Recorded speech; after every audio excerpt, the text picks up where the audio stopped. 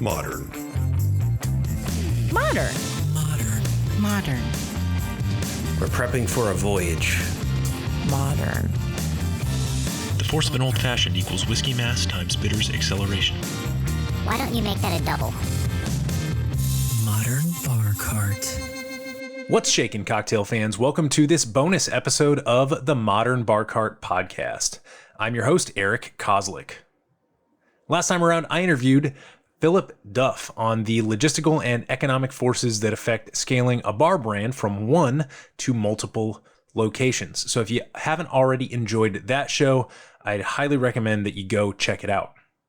One of the best things about Philip is, of course, his breadth of experience in the bar world, which is due in large part to how many different markets he's historically lived and worked in, as well as how prolifically he travels in the present day. I think between the release of our last installment and the publication of this one, he's been to at least 4 different countries, just to put that in perspective. As someone with a deep knowledge of other dining and drinking cultures, I was dying to bend Philip's ear on the changes in tipping culture and the recent legislation that's transformed the nature of the tipped minimum wage in my home market here in Washington, D.C. For many of you, this might feel like it's a bit too much in the weeds, and that's okay. That's why I'm calling this a bonus episode. But if you are jazzed up by this subject matter and you'd like more of a structured deep dive on the topic, I'd encourage you to check out episodes 249 and 250, which represent a 2-part audio essay.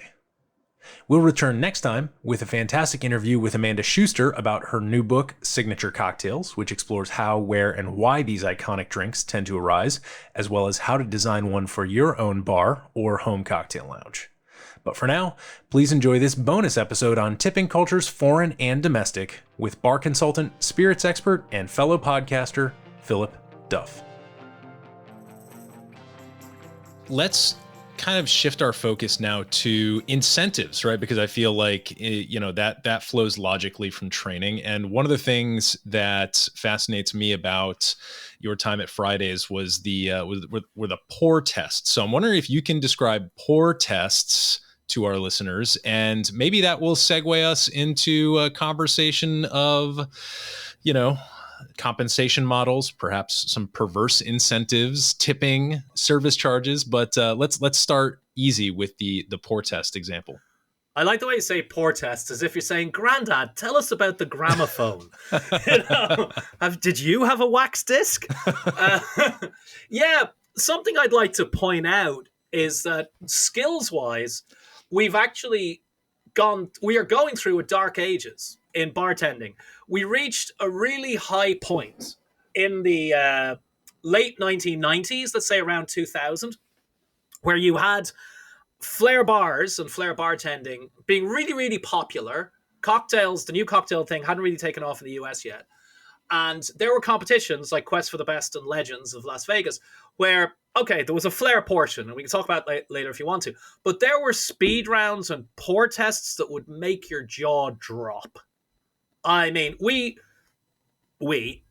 collectively, the industry perfected speed rounds, and then we fucking forgot about it, right? We have lost that. I could go to any USBG meeting anywhere in the country and throw a rock, and I guarantee you I wouldn't hit someone who could equal my pour test right now. If I went in cold, not having poured seriously in probably 20 years, I guarantee you I'd ace those people. And I guarantee my free pour would be more accurate than their jigger, because it's not like jiggers are magical either. Right. Now, let me interrupt you here. What was the kind of hardware you were using for this? Can you describe the literal aperture that was attached to the bottle, if any? Yes, there was only one. It was the Spill Stop 28550 pour spout. They were all made in factories in South Korea. They became the standard for the industry. There were lots of knockoffs, but the Spill Stop itself was a superior product. Brilliant. Okay. And proceed. What's now used, there used to be, I don't even know if they still make it, the pour tester, but there's a thing called a pour check, which is a little graduated cylinder and a wider mouth. And essentially, a pour test is you do 7 pours. So 1/4 ounce, 1/2 ounce, 3/4, 1, 1 1/4, 1.5, 2 ounces. And you pour them with the left hand and the right hand, right? Not simultaneously, although in the competitions, we did actually do that too. And what you would do, you're going to have to come up with some complicated visual for this. If you could imagine, right, that this was the line for a half ounce. Sure. Right? And this was the line for the 1/4 ounce. And your pour, let's say you were going for the 1/4 ounce, right? But your pour came in between the half ounce and the 1/4 ounce line, right? You would look at it and try to work out, you try to define that difference in three little lines, invisible lines. And each line that you were off your target pour was 1 point. So in this example, I've just poured a 1/4 ounce. It's a little over, and it's 2/3 of the way between the 1/4 and the half. So that's 2 points off. Right. You with me? And you're going for golf score. I don't play golf, so I'm going to have to pass on that. So are you going for a low score or a high? You're going for a low score, obviously. The less points you have. No, because you start the pour test with 100 points, and you only lose points. Oh, okay. So you're going, yeah, all right. So you can, I understand now. Yeah. So after my first pour, I'm now down to 98. Right. And the acceptable pour test is a minimum 90. Mm-hmm. Both hands. Right? Most people, if you train a little, it doesn't take very long, but most importantly, if you pour test before every single shift, most people will consistently get up to a 93 or a 94 with both hands. And you'll have one hand better than the other, blah, blah, blah. That is, by the way, way more accurate than you will ever be able to pour with a jigger, even the best jigger in the world. So that's pour testing. And it was used, you had to do it before every shift at Fridays. If you didn't pass, you would have to endure the shame of jiggering all your drinks that night. And you'd be slow too, which was anathema in, one of the busiest bars in whatever city you were in. And later on in the UK, they brought something over from the US, which was a compensation system based on commission. So you got up to 12% of the liquor sales during the day and 6% in the evening. And that gave you a huge incentive to sell, right? Because you got to, but I don't know if this was an original American invention. Our managers wanted us to work for it. And if we didn't get commission, they didn't have to pay it, which obviously made the company more money. So if you didn't pass your pour test, you didn't get commission on that shift either. So commission, to me, I mean, there's some models that I'm familiar with, and I've spent a limited amount of time front of house and back of house in various service industry settings, right? So I wouldn't call myself a professional bartender or server or prep cook by any stretch of the imagination, but I've spent time in these roles. And so, you obviously have your places that do tip pooling, places where you just keep the tips. It seems like the commission side of things is comparatively rare in the space. And like, it seems like a really great way to motivate people. Is that correct? It does. And I think we're on to talking about tipping and compensation now as well. Right. Because, every model, except transparently paying people salaries, every other model is flawed, right? So supposing I do a day shift and I sell $1,000 worth of liquor. So as well as my salary, as well as any tips I make, I walk out with, $120 in commission, right? But there's a whole bunch of people working to set the stage of the bar. There's the people, right? There's the porter who receives the liquor. There's the managers. I'm just the one who gets to stand on the stage. In the same way, there's a whole crew of riggers and electrician and lighting when you go to a rock concert. It's not just the 5 Rolling Stones on there as well. Sure. Right? So it's not like the Rolling Stones get to take all the ticket money. They have to pay those other people. So there is a flaw to it, and it's the same flaw in a lot of other systems. Like if you go to a bar and you have a cheeseburger and a martini and it winds up being $40 and you give the bartender 48, right? That's great. But, he didn't cook the burger. He made you the martini. Sure. Right? And then there's another thing to discuss, which is, all right, as far as I'm aware, people are not actually being forced at gunpoint to work as line cooks. I love right? the So gunpoint thing. There's a whole This lot, is something there's a whole we'll lot come going back to. on here, right? And this will probably be a 3-part series of my podcast and yours. Yes. Well, so this is essentially part 3. So let me give you a little bit of a background on what's happened here in the District of Columbia. So we had some legislation that went through towards the end of 2022. It's called Initiative 82, and that in and of itself is the second round of legislation that was proposed 4 or so years prior to that, which is something like Initiative 79 or something like that. So essentially what people were looking to do is to eliminate the tipped minimum wage. I'm glossing over some detail here, but if folks want all of the granular detail, they can check out the episodes. That's of my podcast, the Modern Bar Cart Podcast. That's 249 and 250 if you want the full rundown of that. But in this kind of attempt to eliminate the tip minimum wage, they were citing a lot of things that were happening at bars that we wouldn't hope to be happening, right? Tip theft, tip stealing, wage theft, generally, harassment, stuff like that. And, these are things that can happen in many workplaces, if not all workplaces, when it comes to harassment. It seems like those were some of the big cosmetic drivers that were prompting normal people to look at this legislation and say, like, hey, let's seriously consider this. So it didn't pass the first time. And what happened was the DC Council came and said, like, listen, okay, like, we hear you. We hear your concerns.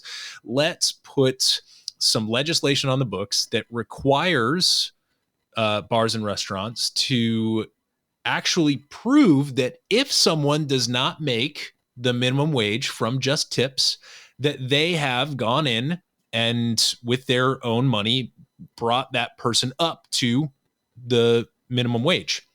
Not the, couple of dollars minimum wage, but like the $15-ish minimum wage. And unfortunately, what happened is that there was some crazy, I think it was like a 30% of bars and restaurants ever reported it. And I think only 14% of venues in the entire District of Columbia were actually completely compliant with that legislation between the time that it was passed and the time when the new Initiative 82 legislation came out, which is that passed with the first one. I think that one had like a 55%, and that wasn't enough. And then the second round had like 70+% support and passed with flying colors. So now we're in this situation where over the next 4 years, I think through 2027 or 2028, we are going to incrementally start upping the wages of tipped employees until it reaches what the DC regular minimum wage is. And at that point, I'm sure it'll be something like $17. So in the interim, we have everything that you can imagine: service fees, restaurants and bars doing all kinds of crazy stuff that is not consistent across the city. People putting fees called the Initiative 82 fee, where it's like, you suckers, you passed this legislation, now you're going to have to pay for it. To people doing what you've described, right? Like you like, what are some of the fee titles that you've encountered in your travels? By far, my favorite is culinary, which is from Auburn, Alabama, where my kid goes to school. And there's actually a really nice gastropub there. Shout out to the Hound.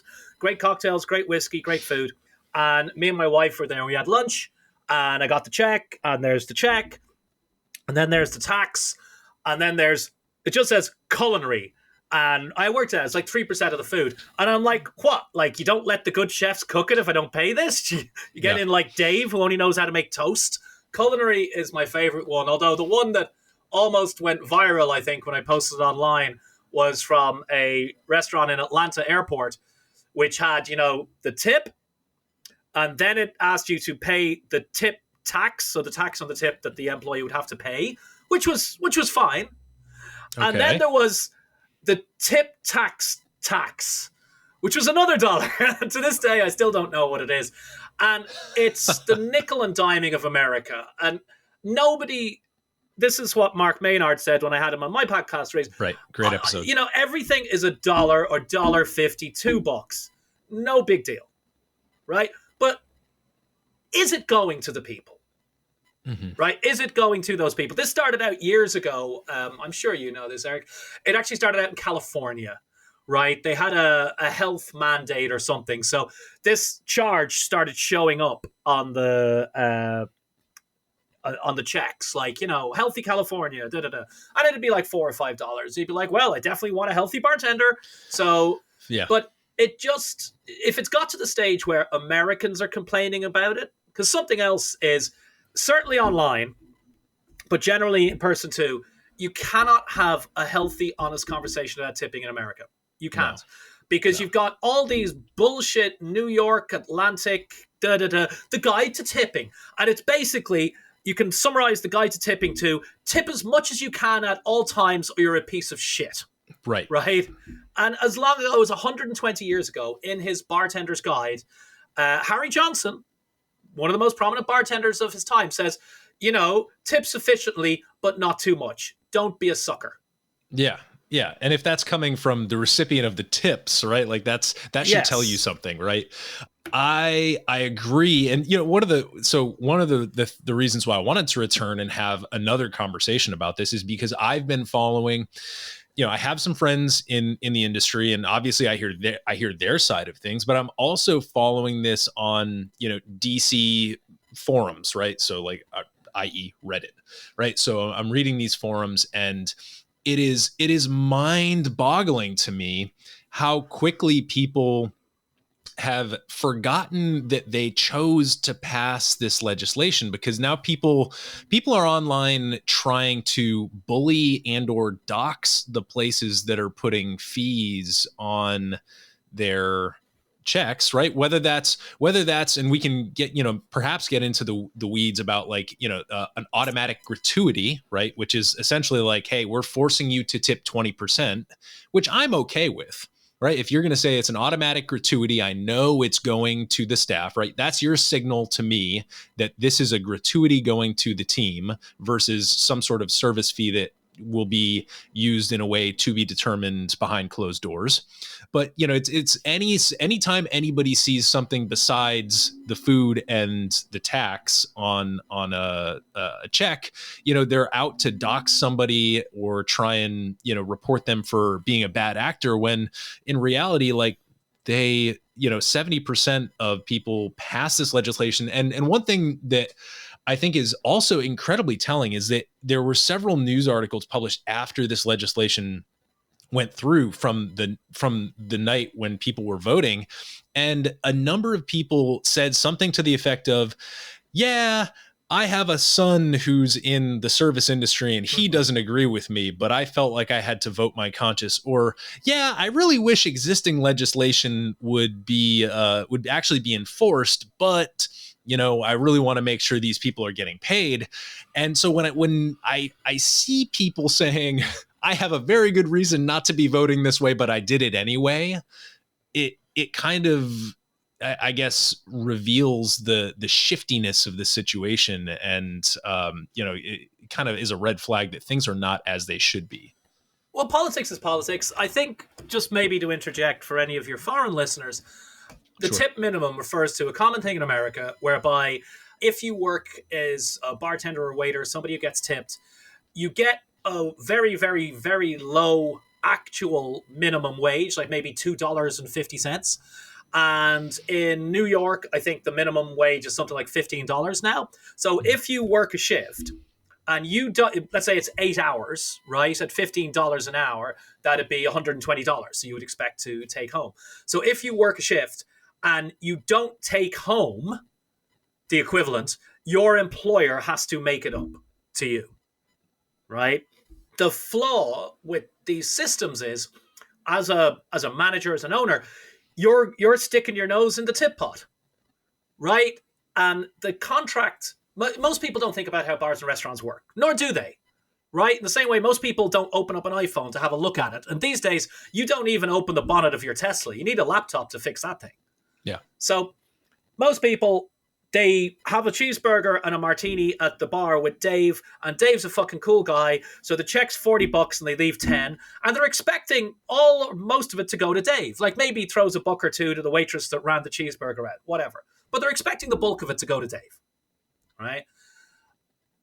All this legislation, and there's lots of it, flows into a lot of fundamental questions. And the biggest thing is that, the nice, typically white, typically middle class bartender or pretty host or waiter, okay, the hosts aren't fuck all, or pretty waiter, could make $100,000 a year or $120,000 a year, right? And Juan out the back, who's the best fucking guy on the line, right, is making less than half of that. Yep. Arguably working harder, but there's a debate there. Whose problem is that to fix? I think we're pushing it onto the guest with all these nickel and dime little charges because, understandably, perhaps owners, nobody wants to put a $30 burger on the menu, right? But a $20 burger here in New York City, which is not at all unusual, it's going to be $21.70 or $21.80 because there's an 8.85% tax. Okay, now my $20 burger's $22. That's cool. I'm going to tip 20% on it because the guy was nice, right? So I'm going to put $4 on there. I'm tipping off the food. So now I'm up to $26, right? So maybe they've got a 3% culinary charge or health for the people, right? So that's going to be 3% of that, and that's going to be something like another 70 cents. So now my $20 burger is 27, right? And I'm a dick if I leave less than $4 as a tip. So if the burger said $27 final price, I am in, right? And that's before we even get into the idea, as I mentioned with Mark Maynard, there's a devil's bargain in hospitality. Somebody puts you down and says, hey, you know what we're going to do? We're going to give you all the booze you can drink this evening, and then at the end, we're going to ask you to do some math problems. Like, that's not very hospitable, is it? Oh, yeah. There's also going to be reading comprehension, because you now have to read every fucking line. Yes. Well, and I think, there's, going back to the fundamental questions that you were referencing there, there's a question of value. And, I went back and in researching these issues for my sort of deep dive episodes, I researched the history of tipping and where it originated back in the late Middle Ages and even the words that were used to refer to tips back then referred to value. They called it giving the veils back when it was, these manor owners who were essentially tipping out not everybody under them, but a particular vassal who gave them great service, and here's a sack of coins to go purchase yourself a fresh cow or a fresh ox to plow your field or whatever, so you don't break your back. So it was called giving the veils, and that's from the same root word as valoir in French. So veils, value, valoir, right? Like it means value. And then if you also loop in some of the other words that we use, right? There's host and hospitality, referring to sort of like this mutual and or downward power dynamic between the person who owns the place and the person who comes through the door expecting to be served, and patron, right? The patron, the there's another downward power dynamic there. Patronus, father, right? The person who's giving the money to the server is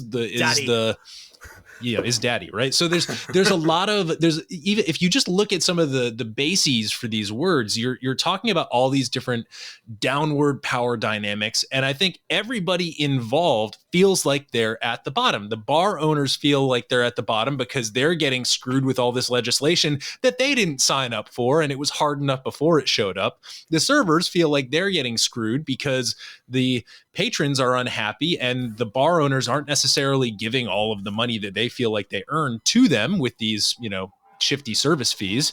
And of course, we all know why the patrons feel like they're getting screwed, because of the lack of transparency that you just described so eloquently with your $27 burger.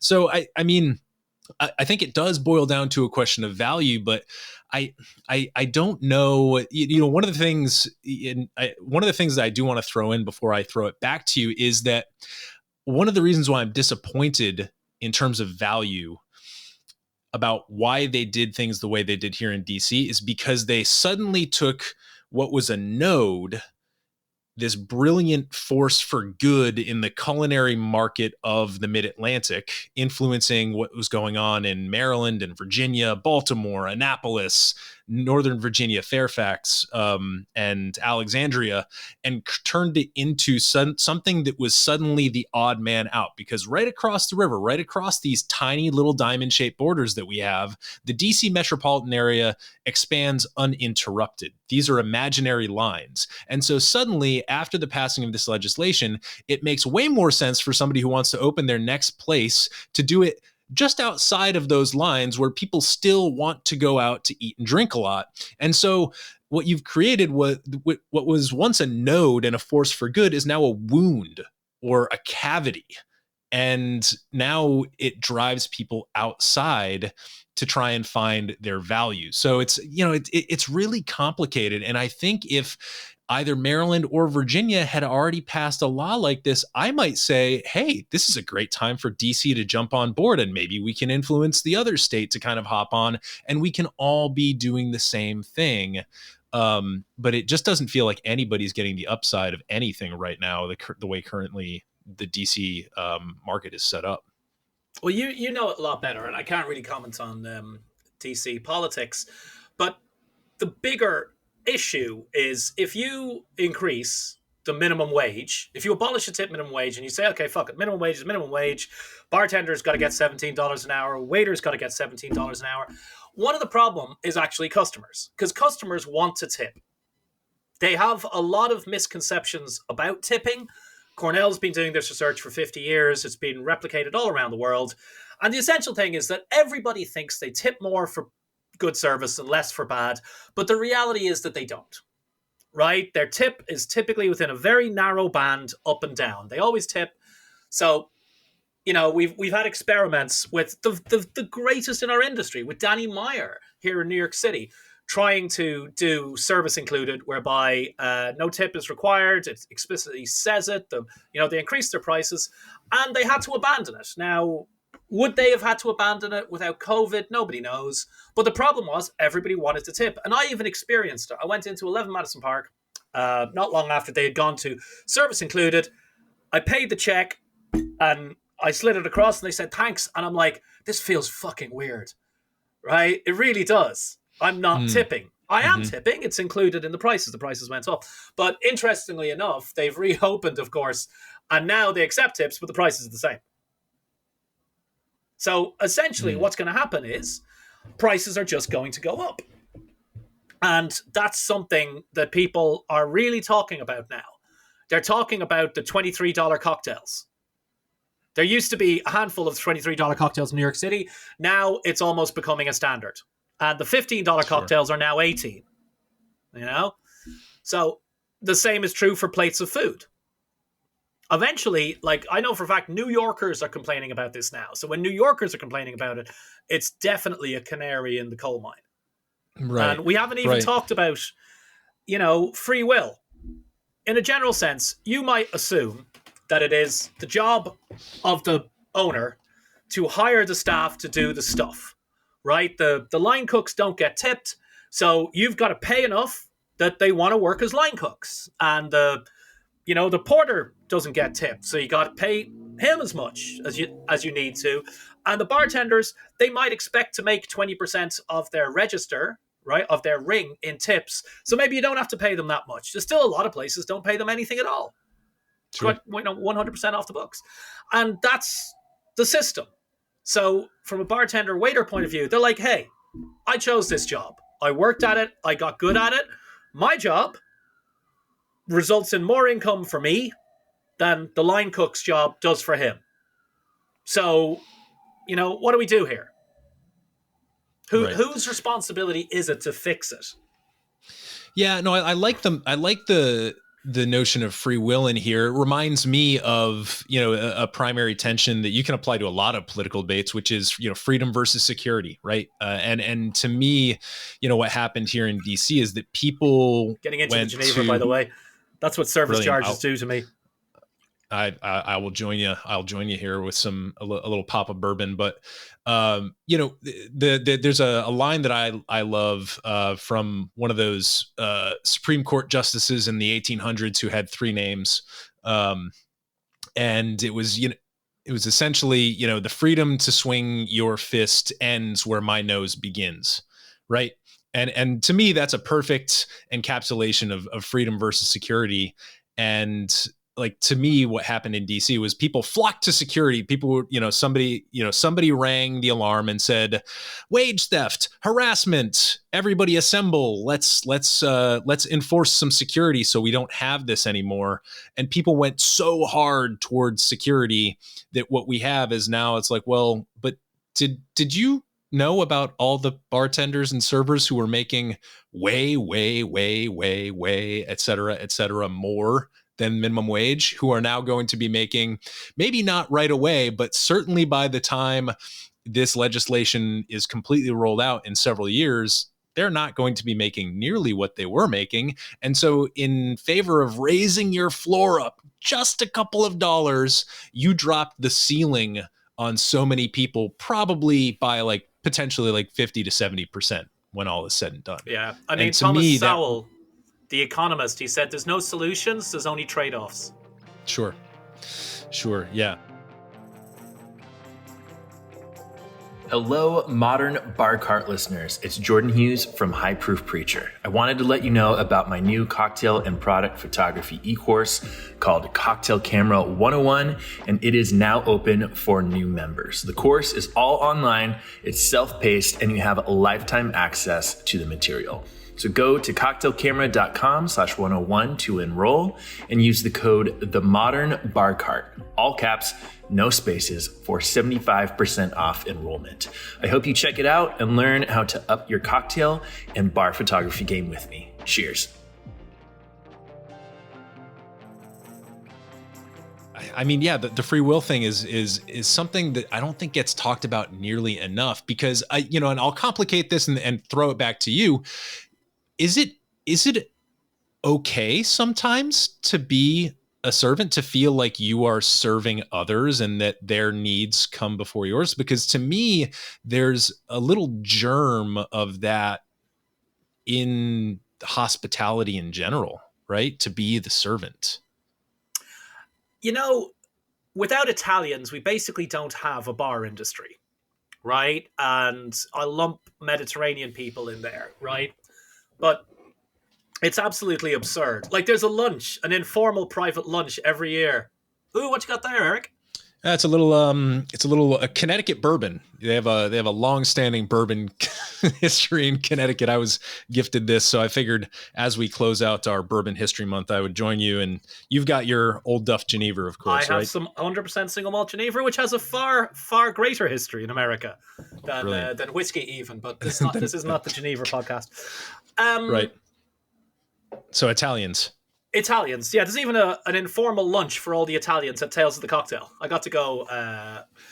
And why are they so good at it? Why are so many great waiters, French and Italian and Spanish? And why are comparatively few Irish or German or Danish? It must be the grape grain line, right? It is actually. I think it is absolutely that. So for people who don't know, if you draw a horizontal line basically above the top of France, everything above that line is the grain line. We drink grain distillates in groups of adults together. No kids, not many women. You drink from the skull of your vanquished enemy until you fall over and die. Right. Below the line is the grape line, and people drink wine and port and sherry outside on sun-dappled courtyards with the men and the women and little children running around, and everybody has a little glass of Amaro after dinner. Mm-hmm. But there is something to that. The Italians are used to cooking for one another, and if you don't know how to cook, you help. And if someone's already helping, you serve. Because, tomorrow you could be at Giuseppe's house and he'll be serving you. There's a great line in one of the Horowitz books. It's one of the authors who was licensed by Ian Fleming's estate to write a Bond book. And he describes a waiter in Rome. He said he chose his profession and executed it with skill and dignity. We engage in mass psychosis, you could say, with hospitality, because they did develop this model. Cheers, by the way. I don't think you've taken a sip of your drink yet. Yeah, cheers. Yeah. 11:30. Nothing like it. We say, treat the guest like they are a guest in your own home. Welcome them in, take their coat, all that. And it's like, okay, that's a lovely metaphor, but I don't give my guests a check at the end of the evening. Right? We have to engage in this myth because it puts you in a nice mindset. But at the end of the day, you are a shop. You're selling food and drinks to a customer who walked in. Right? And if that customer walked into a shop and started doing unacceptable shit, well, you'd kick them out. It's exactly the same in a bar or a restaurant. So I think that's something to bear in mind. You are serving. Yes, if I bring a dish from the kitchen and I put it on your table, I am serving you. I am. That's the correct term for what I have just done. But I do not have to be servile. I am not your servant any more than the Uber driver is my driver. He is for the duration of that, 10-minute trip. But that's something that people have a big problem with. And in a lot of Western European and North American worlds, there is this idea that you're either a craven toady, right? Or you're not good at your job. Like, Holland was hilarious. I lived in Holland for 17 years. I adore it. I'll be back there in a week or so. I'll make my Geneva there.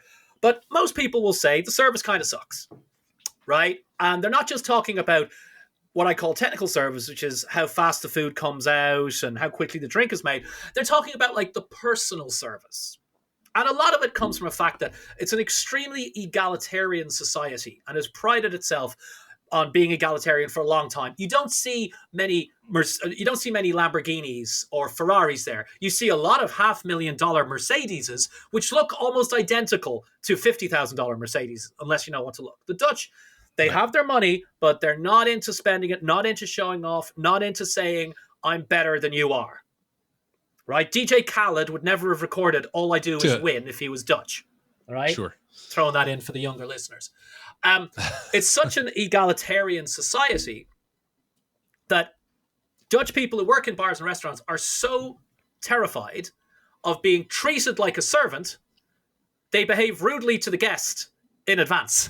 They get their retaliation in first, So it is like being a guest in a Dutch home, if you're in a bar or a restaurant in Holland, in that they treat you like you're just somebody else. They don't make you feel special. Whereas if you go out to somewhere in America and there's, 2 bartenders and 8 waiters and 2 food runners, and they come out and they fawn over you and everyone's nice, well, for a fact somebody in that business is getting fucked over. They are not being paid a living wage, or they are not earning a living wage, right? It's just, to this day, staggering the amounts of staff that you see, because everyone is expecting to make tips or suck off the tip titty, if you will, right? Right. And that means you're asking them, in effect, to be partners in the business. You're asking them to accept their income fluctuating if business is up or business is down.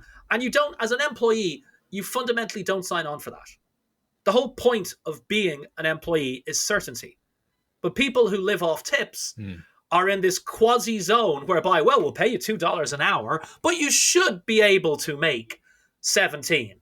And I'll step in and make it up, and maybe you'll make way more. And if you make way more than $17 an hour, I'm not going to take the extra. That's kind of where we are now. And I do think it's very difficult to fix, if not impossible to fix in the US. Everybody would like an equitable system where you just get paid a good amount, and maybe tips are 5 to 10% on top of that. Right? Maybe. Right? There are probably people listening who remember when 10% was a good tip. Right. But to do that, you'd have to dismantle the entire system and rebuild it. You cannot, in a practical sense, fix the plane while you're flying it. So, Right. Well, it's interesting because I don't know about you, but I see more of the sort of like elimination of the tip minimum wage legislation probably coming down the road for more states as we go here. So, it feels like it's moving in a direction. Not quite sure what the consequences of that direction will be, but maybe thinking, from what you've just described, it doesn't seem like there's a whole lot that can be done from inside to influence things in a unanimously positive direction. What about from the patron side? What about from the bar goer or restaurant goer side? Are there mindsets or things that could be changed, or perspectives that could be slightly shifted on that end that might make for, a better culture in general? I don't think so. I think right now the customers are getting the sharp end of things. They're getting fucked, and they know it, and they're not happy, right? And that in turn is making them question the whole damn thing.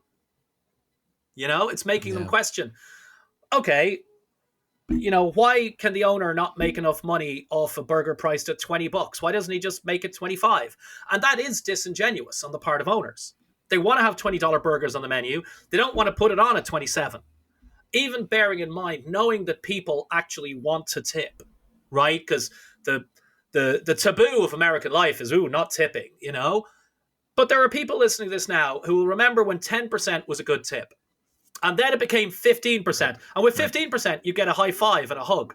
And I remember as recently as 15 years ago, maybe a little longer, 20% was like, oh my God, I got a 20% tip. Like, you would go down the street and put your own money in the customer's parking meter if you got a 20% tip. I know somebody who wrote a book called 20 Ways to Earn 20%, when 20% was this Valhalla. Now, in New York City, for instance, 20% is just the standard. Yep. It's just the standard. So, you can examine other ways to slice the cat, which is pooling tips, right? So pooling tips means, depending on how you do it, either the front of house pools all the tips for all the shifts, and you get a share based on hours worked. And the nice thing about that is you can take a day shift and know you'll still be okay. Right, and you can skip a night shift, and you can take a vacation. That's a very, very good thing. In Europe, they tend to call that the trunk system, like literally putting everything in a trunk. And what's not uncommon is to see every position getting a share. So not just the bartenders and the waiters, but the line cooks and the porters and the food runners. And your share is based on your position and seniority. And sometimes managers can even be in on that share. I've seen situations like that. So that is a system with a certain degree of transparency. If you get hired, they're like, okay, this is how we're doing the tips. You'll come in at this position, so you get 2 shares.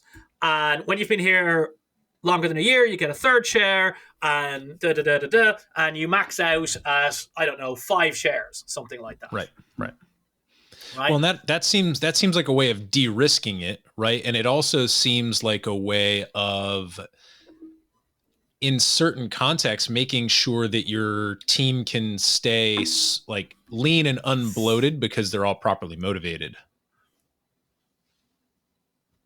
Yeah, I mean, I think we're slowly coming out of the thing where we can't hire enough staff, but the disconnect in the USA, because front of house staff make so much money from tips, right?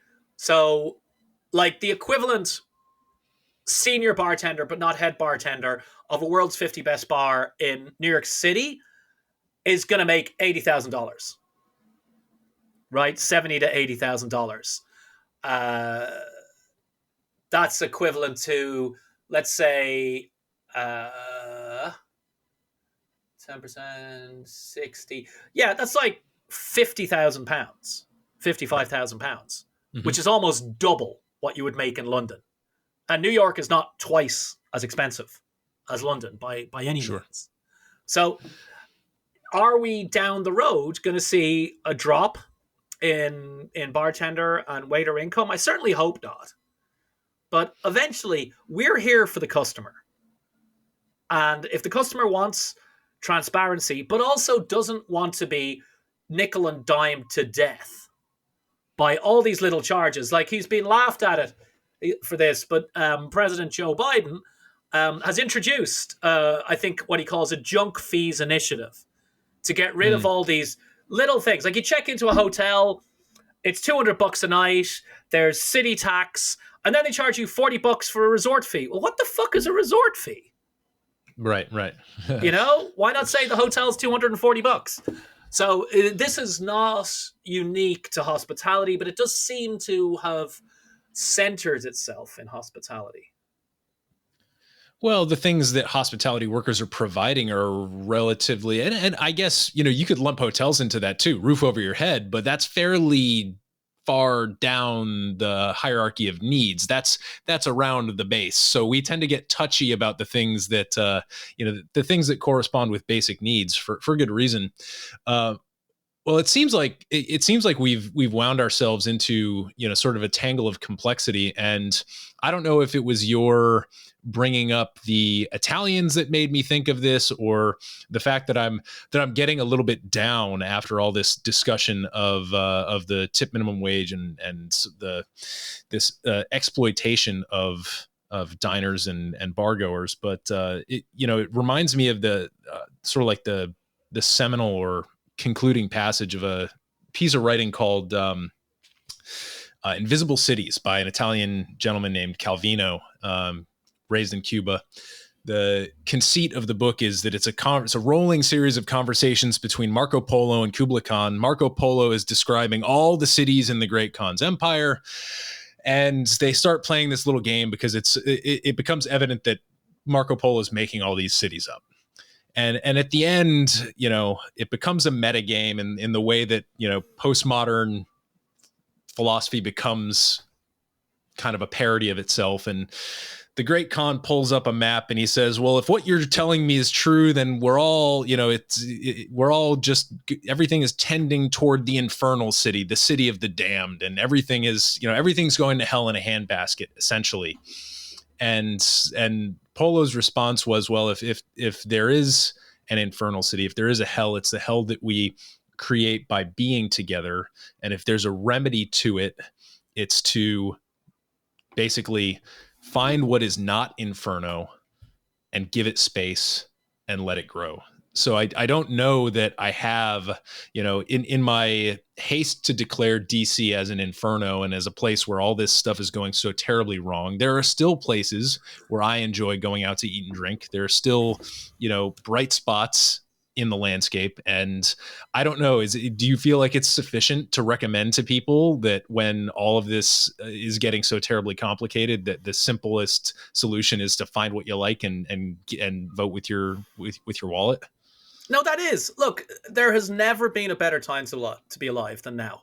Honestly, if you think about any country, any demographic of people that are really getting fucked over now, whether you're thinking about trans people or Uyghurs or whatever, tell me the time in the past when they had it better.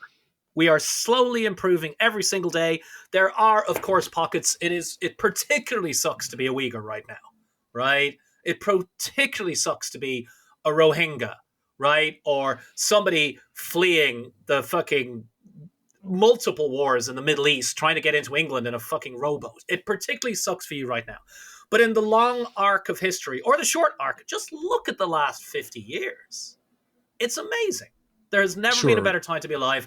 We're improving. However, it is a sign of modern times that the most famous historian who points this, he doesn't espouse the view, he points it out, supported by statistics, Steven Pinker, right, of Harvard, regularly needs bodyguards, purely for presenting facts, the poor bastard, right?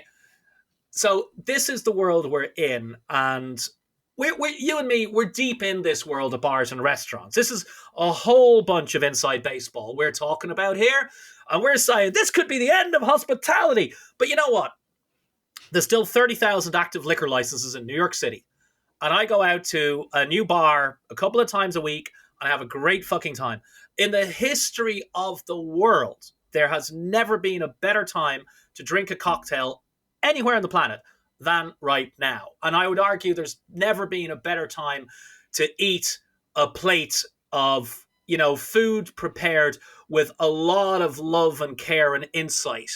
I'm not going to say fine dining, but a lot of love and care and insight, whether you are in Sydney or Bali or Hawaii.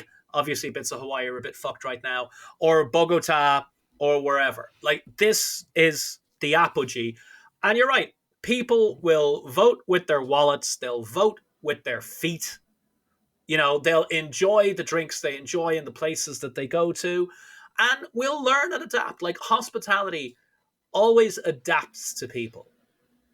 And generally, what tends to happen is when there's a gap in the market, when there was no real serious cocktail bar in Holland, and I opened my place in 2008, I could see the gap in the market and the market in the gap because everyone I knew passed through Amsterdam at least once a year, right?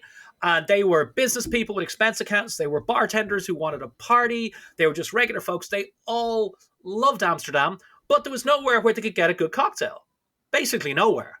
One or two places that didn't look promising, but that would still make you a nice cocktail, but not like a cocktail bar. So they would go out and about in Holland and they would drink beer and shots and red wine.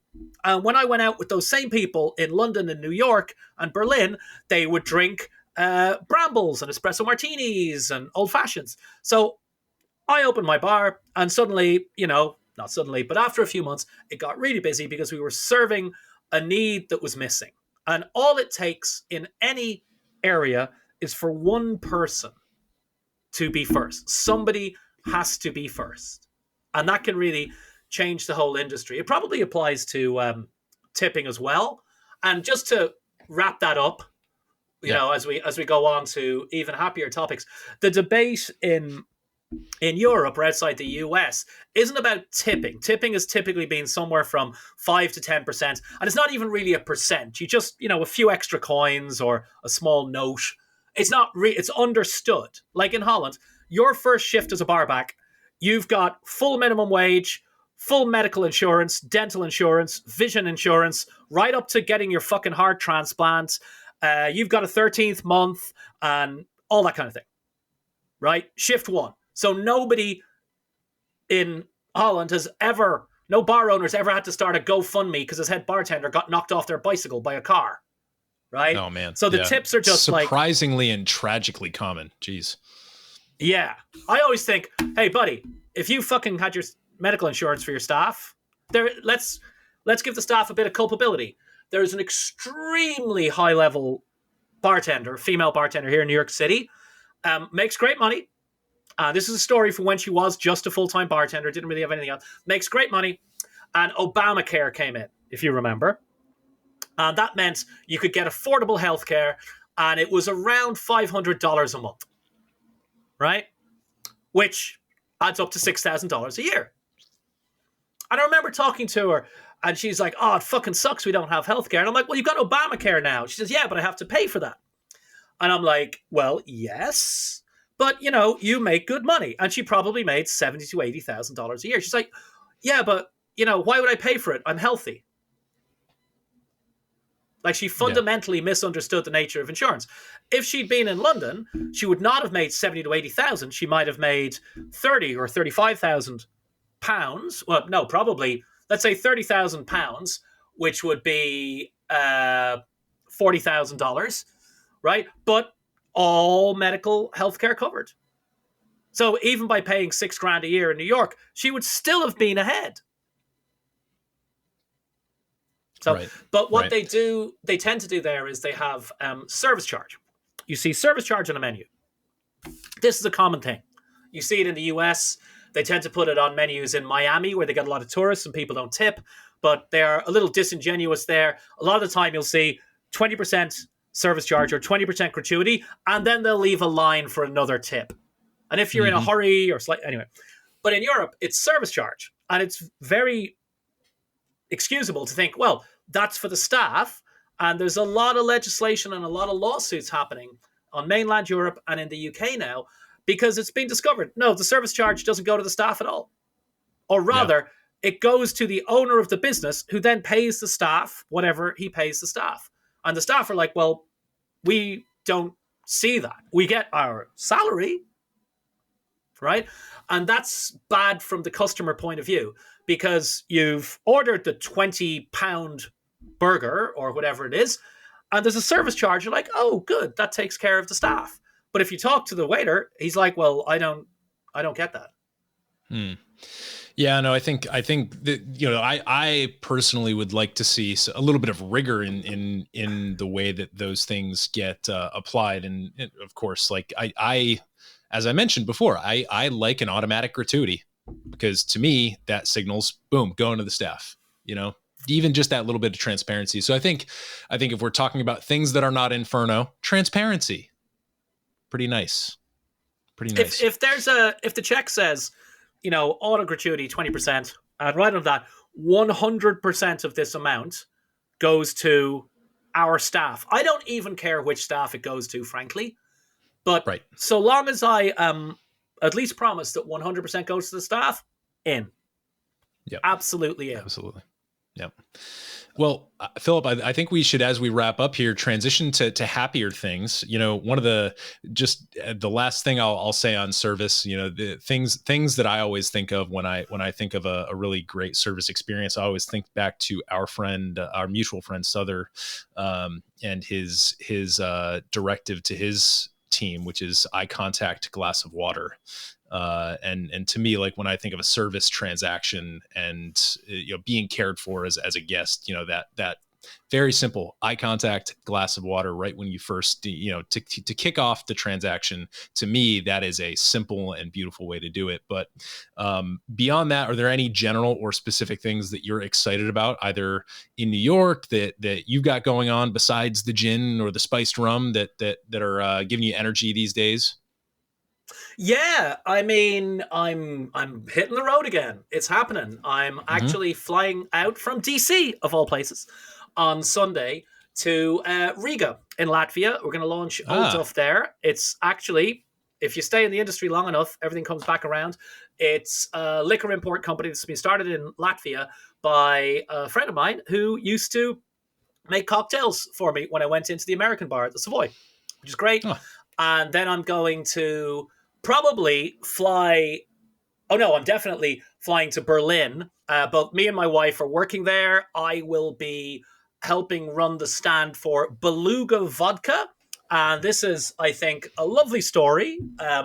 Beluga is vodka. It's about 2 decades old. It's the best-selling premium vodka in Russia.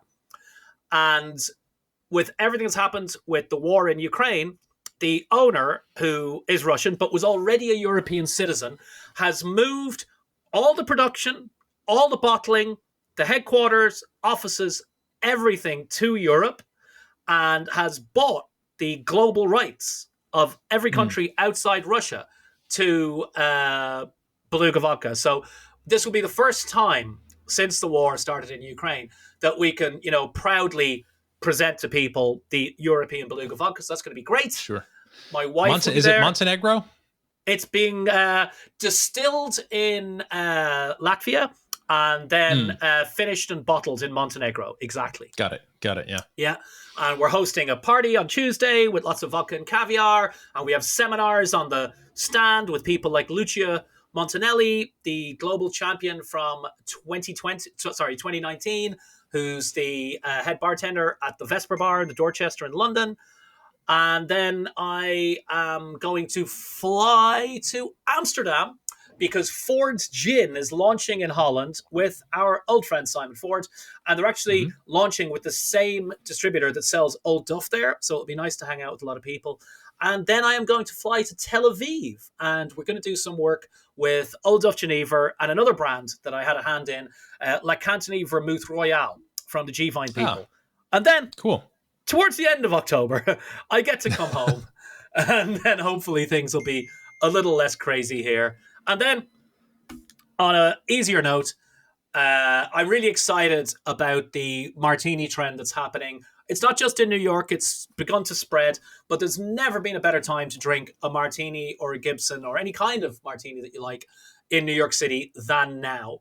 it's, even though they're all $23 and up, they're really excellent, and the creativity, and at the same time, I really admire the people who don't mess with things too much and just make an excellent martini.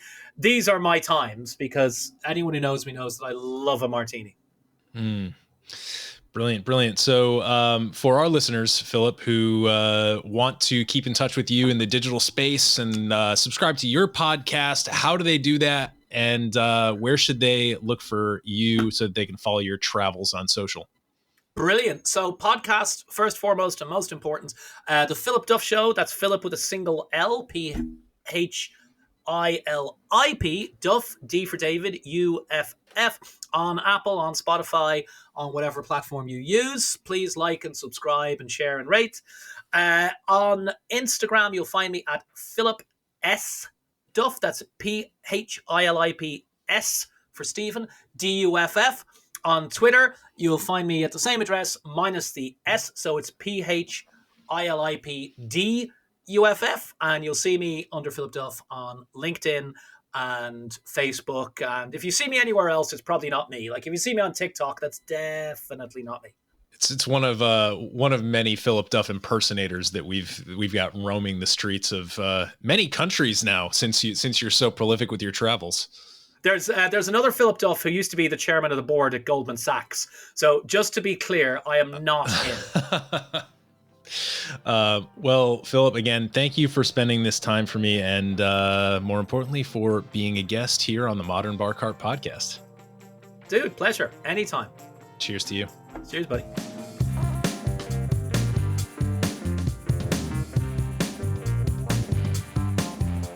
Hey everybody, thanks for listening. If you enjoyed this episode, there's two big things you can do for us here at Modern Bar Cart. One would be to tell your friends and family if you think they'd enjoy listening to us talk about cocktails. And if they don't download podcasts, they can always stream our episodes on their desktop directly from the show notes page at modernbarcart.com.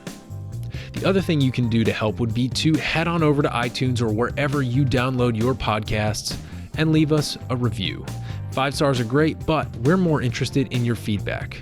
And the beauty is, the more reviews we have, the easier it will be for other folks out there to learn about our show.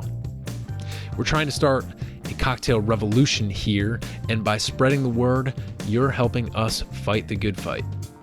You can always reach us by emailing podcast@modernbarcart.com if you're looking for cocktail or bartending advice, or if you're a pro who would like to pull up a mic and be interviewed for all to hear. Also, definitely follow us on Instagram and Facebook at Modern Bar Cart for cocktail porn, recipes, and entertaining tips. And keep an eye out for new product releases and special offers, which are happening all the time. We love our listeners, and we really enjoy giving you exclusive discounts and sneak peeks at our latest and greatest cocktail projects. This episode may be over, but for you, the mixological fun and adventures are just beginning, so remember, folks, drink responsibly and experiment boldly.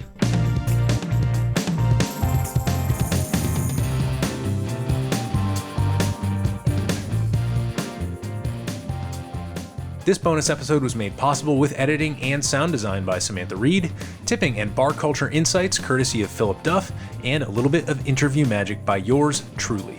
This has been a production of the Modern Bar Cart podcast, copyright 2023.